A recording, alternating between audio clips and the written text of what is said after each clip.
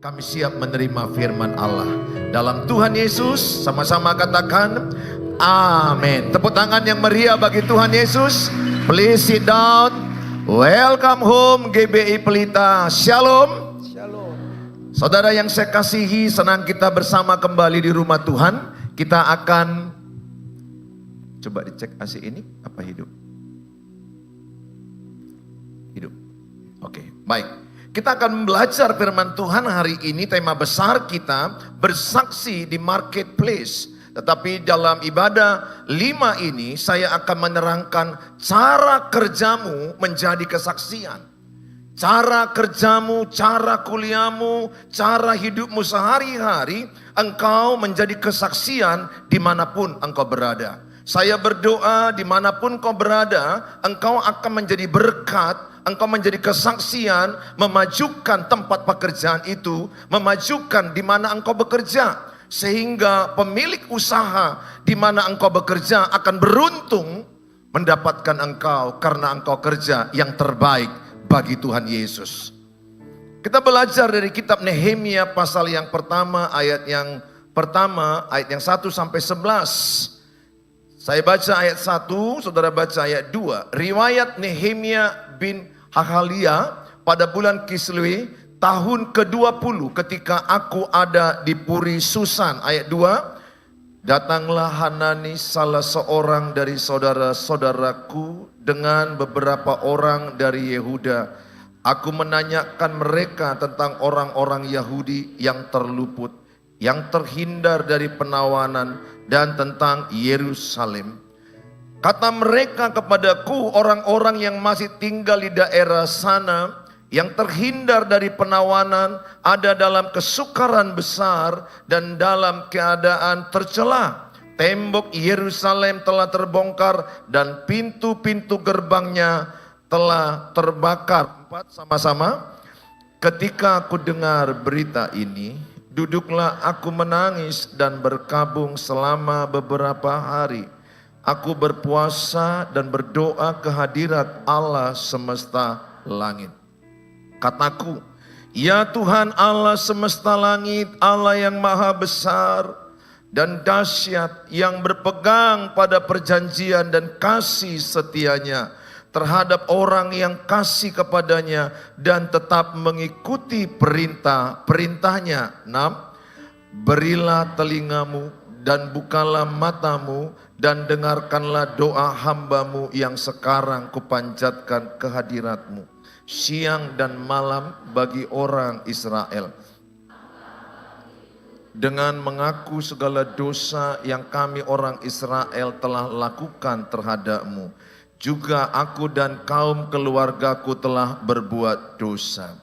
Kami telah sangat bersalah terhadapmu dan tidak mengikuti perintah-perintah, ketetapan-ketetapan dan peraturan-peraturan yang telah kau perintahkan kepada Musa, hambamu itu. 8. Ingatlah akan firman yang kau pesan kepada Musa, hambamu itu, yakni bila kamu berubah setia, kamu akan kucerai-beraikan di antara bangsa-bangsa. Tetapi bila kamu berbalik kepadaku dan tetap mengikuti perintah-perintahku serta melakukannya, maka sekalipun orang-orang buanganmu ada di ujung langit, akan kukumpulkan mereka kembali dan kubawa ke tempat yang telah kupilih untuk membuat namaku diam di sana. 10 sama-sama. Bukankah mereka ini hamba-hambamu dan umatmu yang telah kau bebaskan dengan kekuatanmu yang besar dan dengan tanganmu yang kuat? Sama-sama 11. Ya Tuhan, berilah telinga kepada doa hambamu ini, kepada doa hamba-hambamu yang rela takut akan namamu, dan biarlah hambamu berhasil hari ini dan mendapat belas kasihan dari orang ini. Ketika itu aku ini juru minuman raja. Israel, mereka berontak kepada Allah. Mereka menyembah patung-patung dewa dari emas, anak lembu emas. Mereka tidak taat kepada Tuhan. Mereka mulai melawan Tuhan. Mereka melanggar perintah-perintah Tuhan. Mereka bersungut-sungut, bahkan mereka minta pulang ke Mesir. Mereka menyesal dibawa ke tanah perjanjian dalam perjalanan. Singkat cerita, orang Israel diserbu oleh namanya kerajaan Babelonia. Sehingga mereka terpecah belah. Ada yang tinggal di Yerusalem, ada yang dibawa ke pembuangan namanya Babel. Di pembuangan Babel itu mereka 70 tahun. Mereka diperbudak, mereka dikuasai, dijajah, tentu tidak enak, namanya pun pembuangan. Saudara yang saya kasihi, singkat cerita, kerajaan Persia mengalahkan kerajaan Babelonia. Sehingga Babel juga terpecah dan dikuasai oleh Persia. Dan di sana itu, di buangan itu ada orang-orang Yahudi, orang-orang Israel yang hebat. Saudara pasti kenal namanya Daniel, betul? Daniel yang 10 kali lipat lebih pintar, Sadrak, Mesak, Abednego. Sejenis ini ada orang-orang yang pintar-pintar termasuk Nehemia. Nehemia diambil dari Babel oleh Raja Persia namanya Raja Artasasta. Raja Artasasta kemudian mengangkat Nehemia menjadi orang penting di kerajaan, di istana, di Puri Susan. Dia diangkat menjadi juru minuman raja. Artinya dia orang penting, nggak sembarangan juru minuman raja. Kalau sempat sembarangan nanti dikasih kopi sianida, bisa mati raja. Berarti kalau dia diangkat juru minuman raja, berarti ini orang penting, orang hebat. Sementara dia ini orang Israel, orang Yahudi, orang yang dibuang. Tetapi diperhitungkan raja. Saya mengajak sama saudara, kita belajar dari Nehemia. Di pembuangan dia tetap mensejahterakan di mana dia berada. Dalam kitab Yeremia 29 ayat 7. Yeremia 29 ayat 7 dikatakan, dimanapun engkau diletakkan, usahakanlah kesejahteraan kota kemana kamu aku buang. Dan berdoalah untuk kota itu kepada Tuhan, sebab kesejahteraannya adalah kesejahteraanmu. Arti ayat ini sederhana. Di mana saya berada, tempat itu makin sejahtera. Di mana saya berada, tempat itu makin maju. Sehingga apa yang saya lakukan, saya perlu mendoakan tempat di mana aku berada. Saya perlu mendoakan kota Medan, Sumatera Utara, Indonesia dengan presiden terbaru Bapak Prabowo, dengan Bapak Gibran, dengan para menteri yang baru, IKN, ibu kota negara yang baru. Saudara, kita perlu mendoakan. Jadi dimanapun engkau berada, engkau turut mensejahterakan kota itu. Dengan cara apa? Berdoa. Doa itu sangat powerful, doa itu sangat luar biasa. Maka kita harus mendoakan Indonesia setiap hari. Nah, saya mau sampaikan kepada saudara, poin penting di sini adalah bahwa Nehemia bekerja dengan saleh, dengan takut akan Tuhan. Sehingga di antara semua pekerjaan itu, dia termasuk orang yang dipilih. Demikian Daniel, Sadrak, Mesak, Abednego. Tapi dalam konteks ini kita membahas Nehemia yang terpanggil untuk membangun tembok Yerusalem yang terbakar dan roboh. Saudara, saya mau ajak sama saudara, bagaimana cara kerjamu? Apakah cara kerjamu adalah sudah menjadi kesaksian di mana engkau berada? Sehingga orang yang mempekerjakanmu itu beruntung.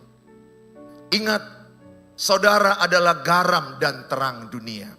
Kitab Matius pasal 5 ayat 16 dikatakan, kamu adalah garam dan terang dunia lewat perbuatan baik.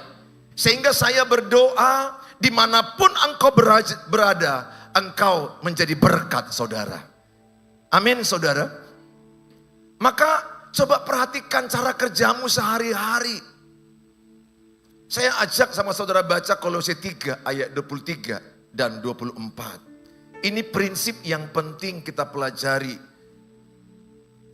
apapun juga yang kamu perbuat, perbuatlah dengan segenap hatimu seperti untuk Tuhan dan bukan untuk manusia. Ayat 24, sama-sama baca. Kamu tahu bahwa dari Tuhanlah kamu akan menerima bagian yang ditentukan bagimu sebagai upah. Kristus adalah Tuhan dan kamu hambanya. Siapa di sini yang mau menjadi hamba Tuhan Yesus? Amin. Katakan, saya hamba Tuhan. Bilang sebelahnya, kita sama-sama hamba Tuhan. Coba lihat, cocok nggak menjadi hamba Allah yang sebelahnya itu? Cocok dia menjadi hamba Tuhan? Cocok? Hamba Tuhan, kan dibilang situ, Kristus adalah Tuhan dan kamu apa? Hambanya. Jadi hamba Tuhan bukan harus pendeta. Hamba Tuhan bukan harus sintua, hamba Tuhan bukan harus evangelis, hamba Tuhan bukan harus STH. Hamba Tuhan adalah semua yang mengaku bahwa seluruh pekerjaannya untuk Tuhan. Itu adalah hamba Tuhan. Semua yang mengaku bahwa apapun yang dikerjakannya untuk Tuhan. Saya khotbah untuk Tuhan. Saya tidak khotbah untuk uang. Yang paling tertinggi di hadapan Tuhan kalau orang bekerja untuk Tuhan.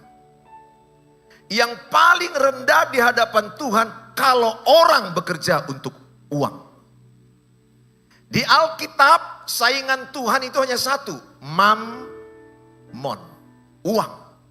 Hanya itu saingan Tuhan di Alkitab, uang. Dan Tuhan membandingkan dirinya dengan uang, mammon. Kenapa? Karena uang bisa merubah orang. Uang bisa mempengaruhi orang. Maka dalam kitab 1 Timotius 6 ayat 10, coba dibuka Bang. Cinta akan uang karena akar segala kejahatan ialah cinta uang. Bukan uang ya. Cinta uang. Yang sebelah itu cinta uang enggak ya? Sebab oleh memburu uanglah beberapa orang telah apa? Menyimpang dari iman dan menyiksa dirinya dengan berbagai-bagai duka. Saudara, uang itu netral. Kalau uang itu di tangan orang baik, digunakan baik. Kalau uang itu di tangan orang jahat, digunakan jahat. Maka penting sekali uang itu banyak di tangan orang baik. Tapi sayang sekali banyak orang baik uangnya tidak ada. Jangan bilang tidak ada, sedikit. Sehingga kadang-kadang minta ditraktir pulang dari ibadah 5 ini. Ingat, anak Tuhan Yesus adalah mentraktir. Lebih baik mentraktir daripada ditraktir. Sama-sama katakan 1, 2 ya. Lebih baik mentraktir daripada ditraktir. Bilang sebelahnya, mau kutraktir apa? Berani mengajak, berani traktir ya. Itu hukum perajakan ya. Kalau berani ngajak orang makan habis ibadah ini makan di mana kita ya? Berani ngajak, berani bayar. Saya tanamkan di hatiku tidak boleh aku bekerja untuk uang. Uang itu bisa mengubah orang. Nggak usah jauh-jauh kalaulah saya bilang pada malam ini. Siapa yang hafal selama aku khotbah ayat-ayat mana aja yang ku sampaikan. Nggak usah hafal ayatnya, tapi tahu ayat-ayat dari mana saja. Maka pulang dari pintu itu, di situ langsung ada 5 juta cash. Siapa yang tahu ayat-ayat yang disampaikan pendeta Suheri Gultom selama ibadah 5? Contoh, 1 Timotius 6 ayat 10. Kemudian Nehemia 1 ayat 1 sampai 11. Nanti tambahlah yang lain. Kolose 3, 23, 24. Langsung dapat 5 juta cash. Kira-kira berubah nggak otak kita? Berubah nggak fokus kita? Berubah nggak semangat kita dengar khotbah? Berubah? Oh Tuhan Yesus. Mata hepeng.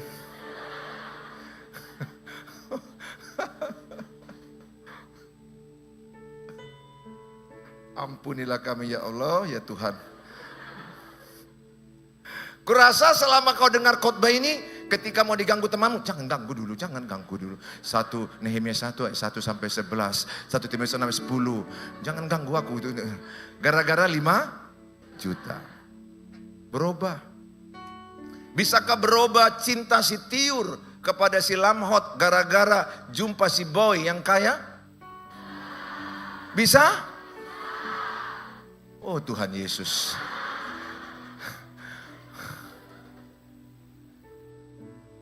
Saya berdoa engkau tidak begitu. Tapi realitanya begitu. Karena hidup itu butuh. Hidup butuh Tuhan. Dalam kitab Matius 6 ayat 33, udah banyak kali lah salah kita ini ya. Sehingga kasihan kadang-kadang kulihat ada orang yang udah pacaran 5 tahun. Hanya gara-gara dia miskin. Si Lamhot pakai sepeda, si Regar sepeda Mangboru. Tahu sepeda Mangboru kan? Sepeda Mangboru yang ada batangnya. Yang gak ada batangnya sepeda Namboru itu. Sepeda gobel itu. Tiba-tiba datang si Daniel dari Batam dengan membawa mobil Fortune, dan akhirnya si Tiur cintanya pindah. Itu realita loh. Karena uang bisa mempengaruhi orang. Tapi aku berdoa, engkau baca 6 ayat 33 Matius 6. 1 2 ya.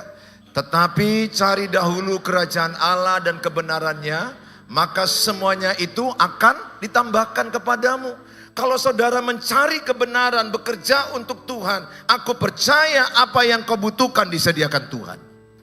Yang penting di hatimu ketika besok bangun pagi dan bekerja, katakan seorang guru TK, atau engkau sebagai seorang cleaning service, cleaning CS, atau mungkin engkau sebagai orang yang bekerja di restoran atau pemilik restoran, atau saudara membuka salon, atau apapun kerjaan saudara, ada di hatimu, aku bekerja untuk Tuhan. Setiap yang bekerja untuk Tuhan itu adalah ibadah. Jadi pekerjaan yang saudara kerjakan, kalau itu untuk Tuhan, itu adalah ibadah. Pekerjaan adalah ibadah. Katakan 1 2 ya. Apapun pekerjaan yang di sebelahmu itu untuk ibadah. Asal dia bekerja untuk Tuhan. Asal yang dikerjakannya itu yang benar. Nah saudara, ayolah bekerja untuk Tuhan. Matius 6 ayat 33 dikatakan, kalau engkau mencari Tuhan, semuanya akan tambahkan padamu.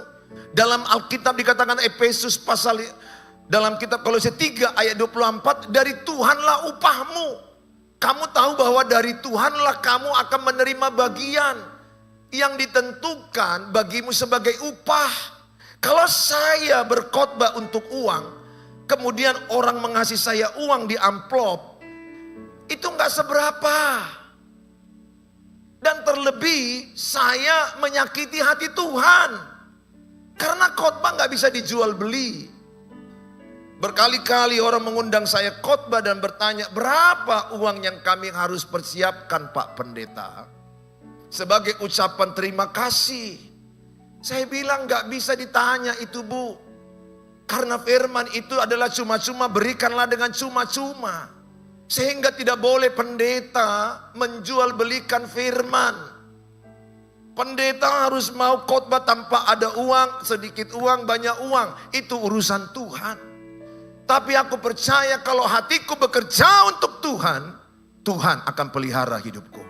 Tuhan akan jaga hidupku. Demikian kalau engkau bekerja di salon, bekerjalah untuk Tuhan. Bekerjalah dengan segenap hatimu, segenap kekuatanmu. Pengkhotbah 9 ayat 10. Sehingga ini ayat perlu kau hafal. Segala sesuatu yang dijumpai tanganmu untuk dikerjakan, teruskan, kerjakanlah itu sekuat tenaga. Dan hikmat dalam dunia orang mati, kemana engkau akan pergi. Berapa banyak besok bangun pagi pasti akan berangkat bekerja. Berapa banyak yang akan bekerja besok pagi? Coba angkat tangan. Yang akan bekerja, mau bekerja apa aja lah. Mau apa aja, mau dokter, merawat, grab, mau online. Ya 1 bu, ya siapa lagi bu, 2 bu, 3 bu. Itu kerja juga itu. Apa aja pun kerja. Mahasiswa apa kerjanya? Belajar, study, bekerja. Sehingga apapun yang kau kerjakan sekuat tenaga. Ayo coba angkat tangannya dua-dua. Katakan, apa yang dijumpai tanganku ini, 1 2 ya. Saya kerjakan sekuat tenaga. Belajar sekuat tenaga. Bekerja sekuat tenaga. Cuci piring sekuat tenaga, menggosok sekuat tenaga, memandikan mertua sekuat tenaga. Mertua yang sakit. Jadi apa yang di tanganmu kerjakan sekuat tenaga. Jadi anak Tuhan Yesus itu kata Amsal, tangan yang rajin menjadikan kaya, tangan yang lamban menjadikan miskin. Tanya sebelahnya, tanganmu itu jenis mana? Rajin atau lamban? Coba salaman dulu. Kira-kira kalau yang lamban itu biasanya halus. Kalau yang rajin itu biasanya kasar. Makanya kalau kau mau jumpa dengan cowok pekerja, tes tangan dulu. Karena ada seorang cewek, malu dia. Mak, lembut kali tangan abang itu, bah. Terselandit tanganku, terselandit. Pasti salam kayak gini, jatuh. Terus kau berbunga-bunga hatimu. Ini cocok sama aku. Wah, lembut kali tangannya, terselandit. Terselandit artinya tergelincir. Pas kau salaman, sementara kau salaman dengan si Ramces yang suka ngences. Kau salaman dengan si Ramces, salaman, namaku Ramces. Terus kemudian pas kau salam, lengkek dia karena berbatu-batu, kasar kali. Gak jatuh-jatuh. Karena dia ada bukit-bukitnya. Tandanya dia pekerja keras. Kau pilih mana? Yang licin. Saya mau katakan, ya nggak patokan lah ya. Tidak patokannya. Ada juga tangan licin pekerja keras. Mungkin otaknya yang bekerja. Ya, otaknya bekerja. Otak mungkin kurang. Tapi ada juga orang yang memang pekerja keras. Sehingga kalau dia di rumah itu, dia nyapu lah, kampak kayu lah. Ada seng bocor, dia naik ke seng. Yang tangan halus kemungkinan, kau lama yang naik, mak. Mama yang naik, mama yang naik. Mama tangannya kasar. Tangan papi halus. Naik ke atas seng, plek hitam. Oh panas. Kayak mana lah kau menikahi laki-laki takut panas. Panas, oh payung. Kau akan lebih berbahagia dengan si Ramses yang tangannya kasar. Tapi hatinya nggak tahu juga ya. Maksud saya intinya, saya tidak masalahkan tangan kasar, tangan halus. Karena saya dulu juga pernah salaman sama orang termasuk yang orang bilang, ih halus sekali tanganmu ya. Ya, mungkin tidak kerja kasar seperti orang lain. Nah saudara yang saya kasihi, Nehemia di Puri Susan lagi baik dia bekerja, excellent, yang disenangi Raja Artasta. Satu waktu Raja Artasta didatangi oleh saudaranya namanya Hanani. Hanani menyampaikan kepada Nehemia. Tepatnya Nehemia bertanya kepada Hanani, bagaimana keadaan saudara-saudara kita yang ada di Yerusalem, orang Yehuda, terancam, menderita, tembok-tembok rubuh, gerbang terbakar, mereka terancam mati, dibunuh, karena nggak ada lagi tembok, temboknya udah rubuh. Sehingga mereka terancam. Kemudian apa yang dilakukan oleh Nehemia? Nehemia peduli dengan orang saudara-saudaranya yang sedang terancam. Karena musuh-musuh udah mulai menghajar saudara-saudaranya. Dia membayangkan pamannya di sana, dia membayangkan kakek neneknya di sana, dia membayangkan keluarganya di sana, terancam. Dia menangis, dia berduka, dia berkabung beberapa waktu, memikirkan saudara-saudara yang terancam. Apa yang kita pelajari dari Nehemia? Nehemia punya sifat peduli, memiliki sifat care, peduli. Saya ajak, milikilah sifat Nehemia, peduli dengan kampung halaman. Sehebat-hebatnya nanti kau berangkat ke Jerman, ke Amerika, ke Belanda, Europe. Ingatlah Indonesia membutuhkan engkau. Ingatlah engkau perlu membesarkan kampung halamanmu. Engkau jadi berkat bagi Indonesia. Nehemia terbeban. Dalam Nehemia 1 ayat 3. Nehemia 1 ayat 3. Kata mereka kepadaku, orang-orang yang masih tinggal di daerah sana, yang terhindar dari penawanan, ada dalam apa? Kesukaran besar. Dan dalam keadaan apa? Tercela. Tembok Yerusalem telah terbongkar dan pintu-pintu gerbangnya telah terbakar. Ayat 4, inilah poin pertama. Ketika ku dengar berita ini, apa yang dikatakannya? Duduklah aku menangis. Nehemia menangis dan berkabung selama beberapa hari. Aku berpuasa dan berdoa ke hadirat Allah semesta langit. Maka yang pertama, poin pertama, kalau engkau mau membuat pekerjaanmu menjadi kesaksian, adalah sebelum bekerja berdoa dulu. Sebelum engkau bekerja berdoa dulu. Pesanku samamu, seringlah engkau mendoakan tempat pekerjaanmu. Kalau hatimu mendoakan tempat pekerjaanmu, lihat engkau akan jadi berkat di tempat pekerjaanmu. Seringlah engkau mendoakan kota dan bangsamu. Kalau saudara memiliki sifat kayak Nehemia, mau memberkati kota dan bangsa, saya percaya Tuhan akan promosikan hidupmu. Hidup yang paling menyedihkan sama Tuhan, hidup egois. Hidup untuk mementingkan diri sendiri. Pokoknya aku oke, aku aman, aku sudah nyaman, aku punya gaji, gak peduli abangku, gak peduli kakakku, gak peduli yang di kampungku, gak peduli teman SMA-ku, gak peduli kawan-kawanku. Itu egois. Egois itu artinya kau hidup untuk dirimu. Adakah temanmu yang egois? Atau termasukkah engkau egois yang memikirkan diri sendiri? Tuhan akan memakai orang yang mau memikirkan orang lain. Tuhan memakai orang yang mau hidupnya jadi berkat bagi orang lain.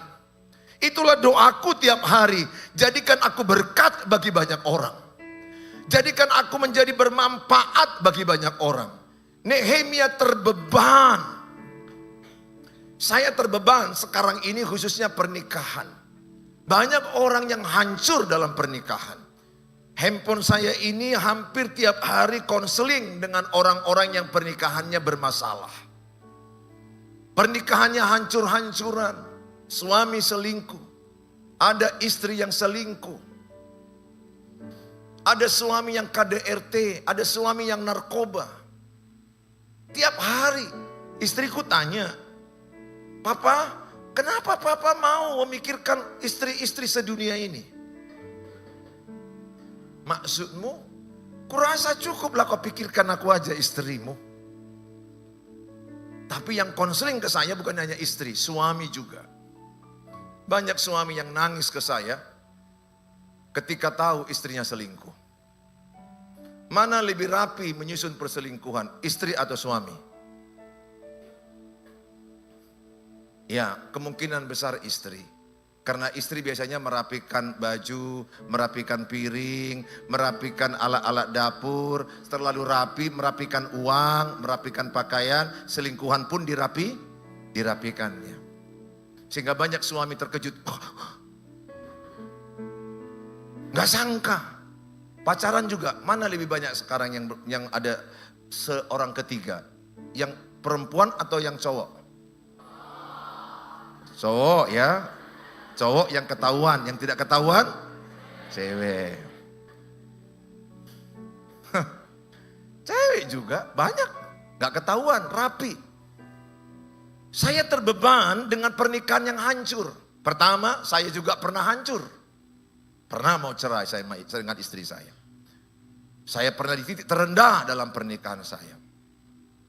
Kedua, karena saya kuliah dari situ. Pastoral konseling keluarga.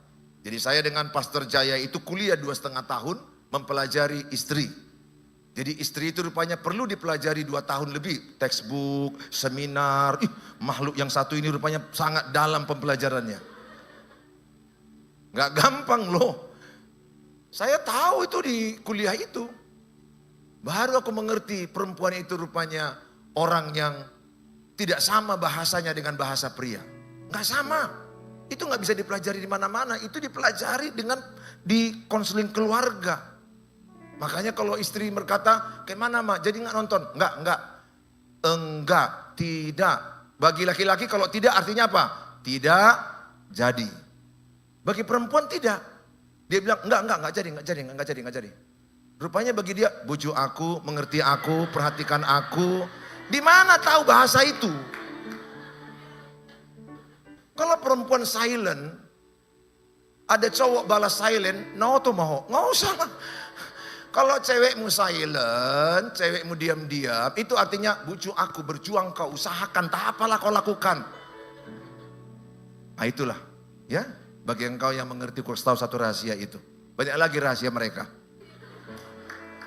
Jadi kalau mereka diam, bukan artinya tidak. Kalau mereka bilang tidak, belum tentu tidak. Kalau laki-laki bilang tidak, artinya tidak. Kami sama, ucapan dengan pikiran kami sama. Kalian gak sama. Jadi perlu pewahyuan khusus memahami kalian. Ya, begitulah. Kalian bisa memikirkan dalam satu waktu, memikirkan banyak hal. Semua kalian pikirkan. Termasuklah pas dengar khotbah ini pun, pikiran kalian belum tentu di sini. Itulah perempuan. Kalau laki-laki tidak. Laki-laki satu waktu memikirkan satu. Maka nanti kalau cowokmu lagi nonton bola, otaknya bola saja. Pokoknya bola itu, nggak lari dari bola itu. Kalau kalian nanti nonton atau lagi ibadah, belum tentu pikiranmu ibadah ini. Kayak mana jemuran kain, kayak mana ini, kayak mana. Pikiranmu banyak, multitasking.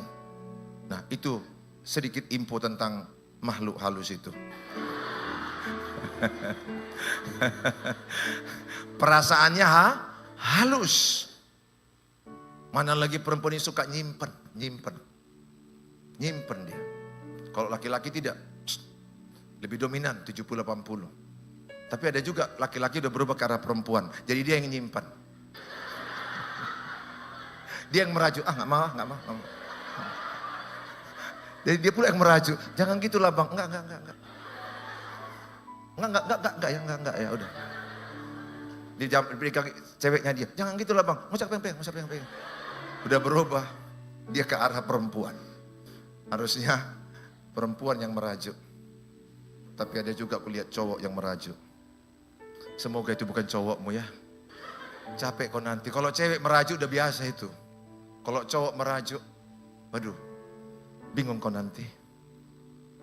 Saudara yang saya kasihi, maka yang pertama dalam ayat 4 dikatakan, apa yang dilakukan oleh Nehemia. Dia mendengar itu, dia nangis, dia berkabung.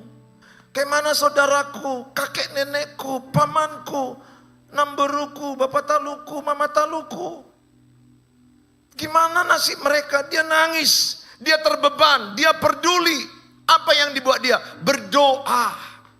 Apa yang dibuat dia? Mempersiapkan kerohaniannya, mengevaluasi dirinya. Dia berkata ayat 7 dalam Nehemia 1 ayat 7. Dia berkata, ampunilah kami Tuhan, kami telah sangat bersalah terhadap-Mu dan tidak mengikuti perintah-perintah. Saya mau ajak sama saudara hari ini. Maukah engkau membuat pekerjaanmu menjadi kesaksian? Sehingga kalau engkau bekerja di jam kerja, engkau tidak main sosial media. Karena ada orang di jam kerja, jam 10 main TikTok dia. Dede, poco, poco, poco, poco. Jam 10, itu jam 10. Jam 10 itu jam apa? Kerja. Waduh, rugi perusahaan mempekerjakanmu. Scroll Instagram, scroll. Like. Konten lagi, konten. Karena kau konten jatuh dari tangga, matilah kau. Ada loh orang mati demi konten. Ada orang kerja datang telat, pulang paling cepat. Pokoknya dia datang pinjer. Pas nanti mau pulang, pinjer lagi. Antara pinjer pertama dengan pinjer ke terakhir, nggak nampak. Di mall.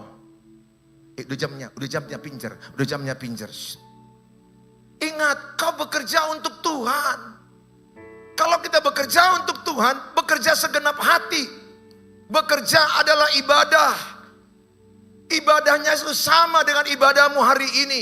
Ibadahmu malam ini dengan besok bekerja, sama nilainya. Tidak lebih rohani ibadah minggu dibandingkan kerja besok. Jadikan pekerjaanmu itu ibadah. Jadikan pekerjaanmu untuk Tuhan. Kerjakan segenap hatimu. Kalau engkau mahasiswa, benar-benar jadi mahasiswa. Jangan titip absen. Jangan nyontek ujian. Jangan sogok dosen supaya lulus. Jangan. Saudara bekerja yang terbaik karena kuliahmu adalah ibadah. Bahkan kalau kau pacaranmu adalah ibadah. Pacaran untuk Tuhan. Sehingga pacaranmu kudus, pernikahanmu kudus. Berpacaran untuk Tuhan. Kalau kau berpacaran untuk nafsumu, repot hidupmu. Maka yang penting dalam pekerjaan adalah bawalah dalam doa pekerjaanmu itu. Jangan burukkan tempat kerjamu. Jangan buang ludah di piring nasimu. Apa arti buang ludah di piring nasi? Ada orang bekerja dapat makan dari situ, diburukkannya pemilik itu. Kalau engkau bekerja di salon, kemudian kau buruk-burukkan pemilik salon itu. Pelit kali itu. Judas, pelit. Anak Judas Iskariot. Belum pernah si Judas itu kulihat. Pelit, Judas. Bau mulut lagi. Terus kau tanya sama dia. Berapa lama kau kerja di salon ini? 15 tahun. 15 tahun kau bekerja dan kau mengkutuki. Betapa stupid. Kalau engkau tidak suka di tempat itu, keluar. Jangan kutuki. Tuhan lawanmu. Ada orang kau jumpa mengutuki tempat kerjanya. Ku tanya, berapa tahun kau kerja? 20 tahun. Ada lagi orang kulihat sambil bekerja bersungut-sungut. Mengeluh, gak enak kerja sini, gak enak. Berapa lama kau sini kerja? 25 tahun. Nanti kau tanya, kayak mana? Enak gak? Gak enak. Nggak usah masuk kau. Dalam hatinya, jangan ada saingan, nggak usah masuk. Jangan. Kalau kau bekerja dengan rasa syukur, dengan sukacita, kerjamu adalah ibadah, kerjamu adalah kesaksian, sehingga orang melihat engkau bekerja menjadi berkat. Cobalah kalau engkau nyuci piring sambil bersungut-sungut. 10 piringnya kau kerjakan 10 jam. Tapi kalau kau bekerja nyuci piring sambil manis, saat sungguh Tuhan sungguh senangi, saat pecah, betul nggak?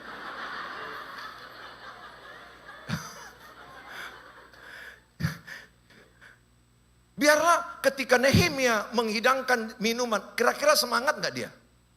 Senyum nggak dia? Teliti nggak dia? Teliti, semangat, teliti, rajin. Dengar, orang akan senang melihat orang senyum. Kalau kau kerja apapun, cobalah senyum sedikit. Apalagi kalau seorang dokter kayak saya, harus senyum. Sehingga pasien-pasienku bilang, lapok ku bereng buh ini dokteron. Maksudmu apa Inang? Sembuh sakit kulit mukamu 50%. Maksudmu apa Inang? Diskonlah 50%. Nah, oh itu maksudnya nggak tulus. Sehingga banyak pasienku gara-gara itu. Enak nggak lihat orang senyum? Pernahkah engkau makan di restoran, pelayannya nggak senyum?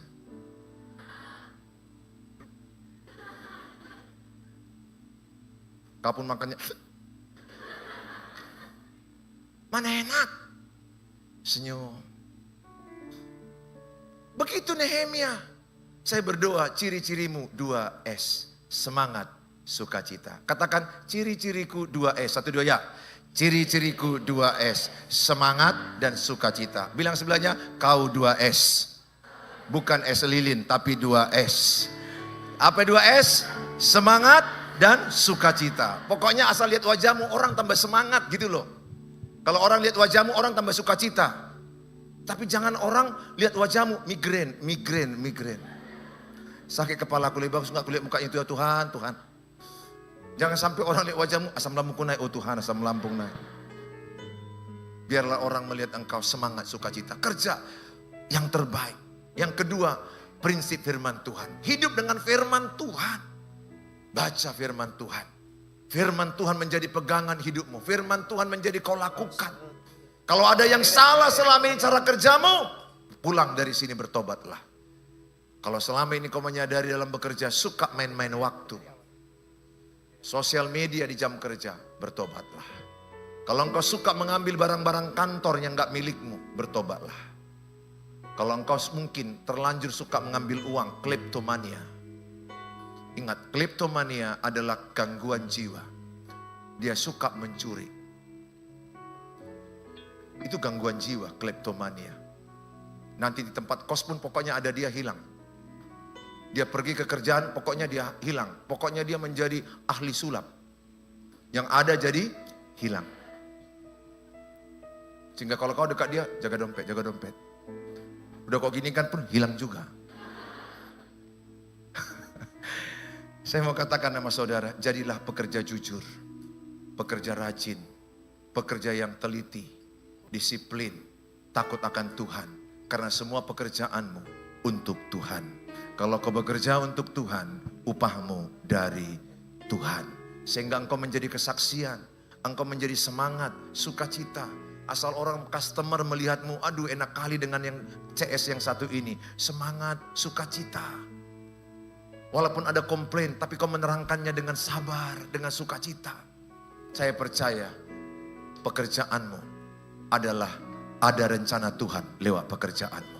Saya berdoa, do your best. Kerjakan yang terbaik dari hidupmu.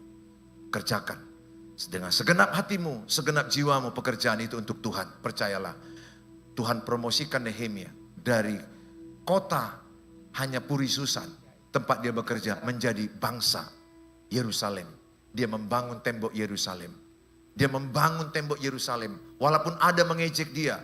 Nehemia 2:9 dikatakan Sambalat Tobia mengejek daripada pekerjaan Nehemia. Tapi Nehemia berhasil mendirikan tembok Yerusalem. Pesanku samamu, kalau ada orang yang menggosipmu, ada orang yang mengolok-olokmu, ada orang yang gak senang samamu, jangan pikirkan itu. EGP, emang gue pikirin. Gak perlu kau pikiri omongan orang semua. Pikirkan apakah hidupmu turut dengan firman Tuhan. Apakah yang kau kerjakan sesuai dengan firman Tuhan. Dengarkan nasihat orang yang mengasihimu. Gak perlu semua orang kau dengarkan nasihatnya. Pening kepalamu nanti. Pesanku sama saudara, bekerjalah yang terbaik untuk Tuhan. Bekerjalah sebagai ibadah. Maukah engkau hari ini mengatakan, ku persembahkan hidupku. Ku persembahkan pekerjaanku untuk Tuhan Yesus. Amin. Mari kita datang kepada Tuhan.